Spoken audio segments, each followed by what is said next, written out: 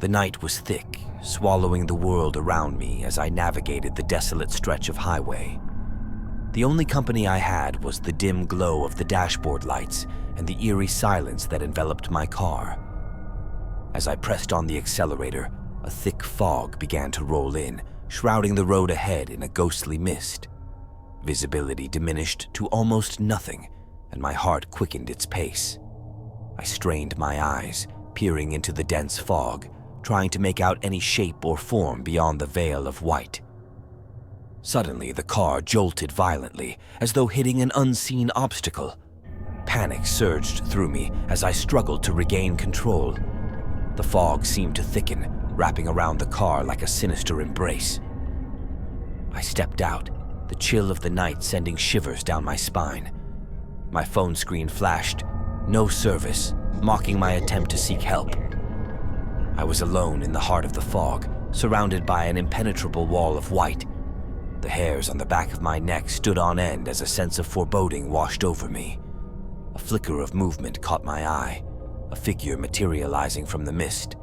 Its form was distorted, a shadowy silhouette swaying unnaturally. Dread clutched at my chest as I stumbled backward, my heart pounding in my ears. The figure drew closer, revealing its ghastly features. A face twisted in agony, eyes hollow voids of despair. It reached out, its bony fingers grazing my skin. I recoiled, the stench of decay filling the air. With trembling hands, I dashed back to the car, the fog thickening around me. I slammed the door shut, locking it in a futile attempt to keep the terror at bay. The figure loomed outside, its mournful wails piercing the night.